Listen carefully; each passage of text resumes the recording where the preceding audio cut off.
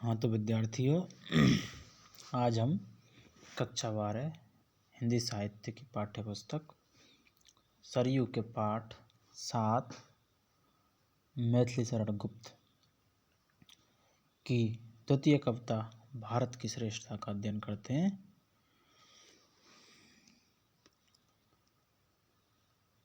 तो भूलोक का गौरव, प्रकृति का पुण्य लीला स्थल कहाँ है? फैला मनोहर गिरि हिमालय और गंगा जल जहाँ, संपूर्ण देशों से अधिक किस देश का उत्कर्ष है? उसका कि जो भारत भूमि है वह कौन? भारतवर्ष है।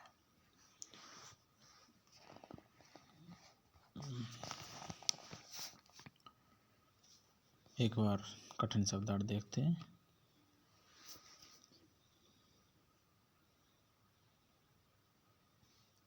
गिरि पर्वत,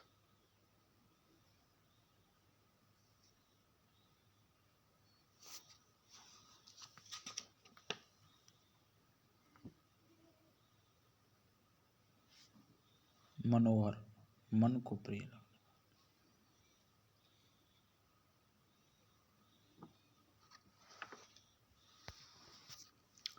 अब अर्थ देखते हैं इसका।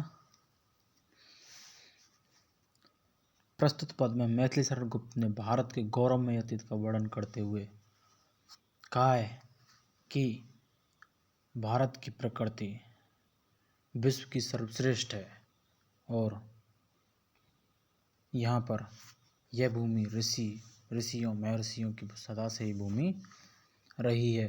इस भूमि पर अनेक वीर ऋषि मुनि दानी और चिंतकों ने जन्म लिया है और यह भूमि संसार के संपूर्ण देशों में सर्वश्रेष्ठ है। और इस भारत भूमि का वर्णन करते हुए कवि आगे कहते हैं कि भूलोक का गौरव, इस संपूर्ण भूलोक का अगर कोई गौरव है तो वह भारत है। भूलोक का गौरव और प्रकृति का पुण्य लीला स्थल कहाँ है? और इस प्रकृति के लीला स्थल, इस प्रकृति ने जहाँ लीला रची है, प्रकृति जहाँ प्रकृति ने अपना रूप सौंदर्य दिखाया है, वह स्थल कहाँ? वह स्थल तो भारत है। फैला मनोहर गिरि हिमालय और गंगा जल जहाँ, और जिस भूमि पर फैला है मनोहर मन को हरने वाला हिमालय पर्वत फैला हुआ है और इस पृथ्वी को की सुंदरता को और मनोरम बना रहा है, और गंगा जल जहाँ, और जहाँ की भूमि पर गंगा जैसा पवित्र जल बह रहा है और उस भूमि को सिंचित कर रहा है, वह भारत देश तो अतुलनीय है। संपूर्ण देशों से अधिक किस देश का उत्कर्ष है? और आगे मैथिली शरण गुप्त वर्णन करते हुए कहते हैं कि विश्व के संपूर्ण देशों से अधिक किस देश का उत्कर्ष है? ये विश्व में जितने भी देश हैं उन सभी देशों में सबसे अधिक उत्कर्ष जो है वो किस देश का है? उसका कि जो ऋषि भूमि है। और आगे बताते हुए मैथिली शरण गुप्त जी कहते हैं कि उसका कि जो शुरू से ही ऋषि महर्षियों की भूमि रही है। इस भूमि पर अनेक वीर ऋषि मुनि दानी चिंतकों ने जन्म लिया है। वह कौन? वह भारतवर्ष है। और कवि कहते हैं कि वह कौन? वह कोई और नहीं, वह तो यही भारतवर्ष है। है तो वही हमारा भारत देश है जो संपूर्ण देशों की का सिरमौर है। अगला पद देखते हैं। हाँ, वृद्ध भारतवर्ष ही संसार का सिरमौर है, ऐसा पुरातन देश कोई विश्व में क्या और है। भगवान की भवभूतियों का यह प्रथम भंडार है, विधि ने किया नर सृष्टि का पहले यही विस्तार है। आगे वर्णन करते हुए मैथिली शरण गुप्त जी कहते हैं कि हाँ, वृद्ध भारतवर्ष ही संसार का सिरमौर है, जो हमारी पहचान थी, जो वृद्ध भारतवर्ष है, जो प्राचीन भारत है, वही संसार का सिरमौर है।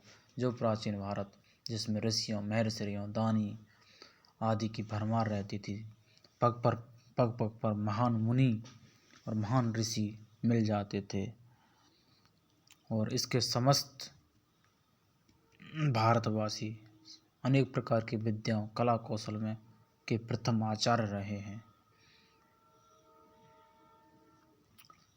और हाँ, वृद्ध भारतवर्षी संसार का सिरमौर है। वही प्राचीन भारत जो सोने की चिड़िया कहलाता था किसी समय, वह प्राचीन भारत ही इस संपूर्ण संसार का सिरमौर है, इस संसार में सर्वश्रेष्ठ है। ऐसा पुरातन देश कोई विश्व में क्या और है। और मैथिली शरण गुप्त जी कहते हैं कि ऐसा पुरातन देश, ऐसा प्राचीन देश विश्व में क्या कोई और है। विश्व में ना तो कोई पहले हुआ था और ना कोई अब है। भगवान की भवभूतियों का यह प्रथम भंडार है। और भगवान की भवभूतियों का, भगवान ने यहाँ पर पग पग पर जन्म लिया है। भगवान की बहुत ही अधिक यहाँ भवभूतियाँ हैं। भगवान की भवभूतियों का यह प्रथम भंडार है। यहाँ पर अनेक प्रकार के देव देवता मिलते हैं। यहाँ पर प्रकृति को पूजा जाता है, यहाँ पर नदियों को माता माना जाता है, यहाँ पर वृक्षों को पूजा जाता है, यहाँ पर पशुओं को पूजा जाता है, पक्षियों को पूजा जाता है। तो यहाँ भगवान की भवभूतियों का यह प्रथम भंडार है। विधि ने किया नर सृष्टि का पहले यही विस्तार है। और मैथिली शरण गुप्त जी कह रहे हैं कि विधि ने, नियति ने किया नर सृष्टि का पहले यही विस्तार है। और प्रथम मानव की सृष्टि का विस्तार यहीं से किया है। अर्थात मनु, प्रलय के बाद जो प्रथम व्यक्ति बचा था वो था मनु, और उसी से ही सृष्टि का विस्तार हुआ है। और मनु वही था जो कि हिमालय पर्वत पर रहा था, और उसी से भारतीय मानव की उत्पत्ति हुई है। तो उसी के आधार पर मैथिली शरण गुप्त जी कहते हैं कि नहीं, विधि ने किया नर सृष्टि का पहले यही विस्तार है।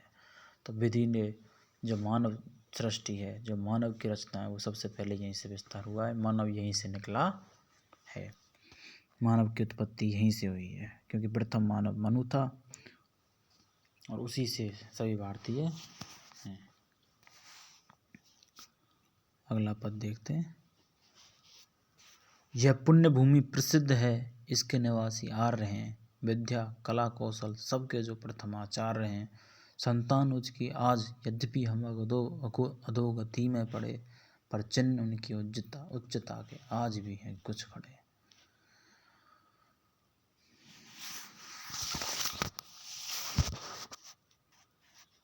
कठिन शब्दार्थ देखते हैं।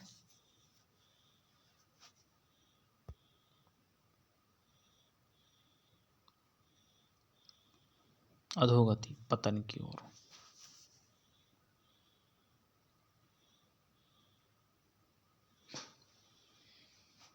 कठिन शब्दार्थ तो हो गए, वो देखते हैं अर्थ। मैथिली शरण गुप्त जी आगे कह रहे हैं कि यह पुण्य भूमि प्रसिद्ध है, इसके निवासी आर्य हैं। यह पुण्य भूमि, यह धार्मिक भूमि, यह ऋषि मुनियों की भूमि संपूर्ण संसार में प्रसिद्ध है, इसके निवासी आर्य हैं। और इस भारत देश के निवासी आर्य कहलाते हैं, जो विद्या कला कौशल सबके जो प्रथम आचार्य हैं। और ऐसा माना जाता है कि विद्या कला और कौशल में भारतवासी प्रथम आचार्य रहे हैं। इन्होंने ही विद्या के क्षेत्र में, कला के क्षेत्र में और कौशल के क्षेत्र में संपूर्ण संसार को गुरु बनकर शिक्षित किया है। यहीं से सारी कलाएं निकली हैं और जिसके चिन्ह आज भी दिखाई देते हैं। विक्रमशिला विश्वविद्यालय, तक्षशिला विश्वविद्यालय, नालंदा विश्वविद्यालय, इसमें अच्छे अच्छे ऋषि मुनियों ने यह भारत भूमि अच्छे अच्छे ऋषि मुनियों की तपोभूमि रही है। पर चिन्ह उनकी उच्चता के आज भी हैं कुछ, आज भी कुछ हैं खड़े। और इन भारतवासियों में नहीं, सॉरी आगे देखते हैं, उस एक लाइन को छोड़ गए। संतान उनकी आज यद्यपि हम अधोगति में पड़े। और मैथिली शरण गुप्त तत्कालीन परिवेश को देखते हुए, उस टाइम स्वाधीनता आंदोलन चल रहे थे, भारत पर अंग्रेज़ों का अत्याचार बढ़ रहा था। तो उस परिस्थिति को, तत्कालीन समसामयिक परिस्थिति पर प्रहार करते हुए कहते हैं, जब यद्यपि संतान उनकी आज हम अधोगति में पड़े, आज हम अधोगति में पड़ रहे हैं, पतन की ओर जा रहे हैं, गुलामी की ओर जा रहे हैं, हम पे अंग्रेज राज कर रहे हैं। और हम पश्चिम सभ्यता को अपना रहे हैं। अपनी भारतीय सभ्यता और संस्कृति जो शुरू से ही गौरव में रही है उसको हम छोड़ रहे हैं और पाश्चात्य संस्कृति को अपना रहे हैं। हम अपने पतन की ओर जा रहे हैं। और मैथिली शरण गुप्त जी कहते हैं कि संतान उनकी आज यद्यपि हम अधोगति में पड़े। आज हम पतन की ओर जा रहे हैं पाश्चात्य संस्कृति को अपनाकर और अपनी सभ्यता को छोड़कर, पर चिन्ह उनकी उच्चता के आज भी हैं कुछ खड़े। पर अगर अब भी संभल जाएं तो हम पर प्राचीन संस्कृति और प्राचीन सभ्यता का प्रवेश तो है ही। उनके चिन्ह तो आज भी हमारे ऊपर हैं, पर चिन्ह उनकी उच्चता के आज भी कुछ हैं खड़े, और हमारी उच्चता के चिन्ह तो आज भी कुछ खड़े हुए हैं। अर्थात हम अपनी पुरानी सभ्यता और संस्कृति पर चलें तो आज भी हम इस संपूर्ण संसार में सिरमौर और सर्वश्रेष्ठता हासिल कर सकते हैं। ओके।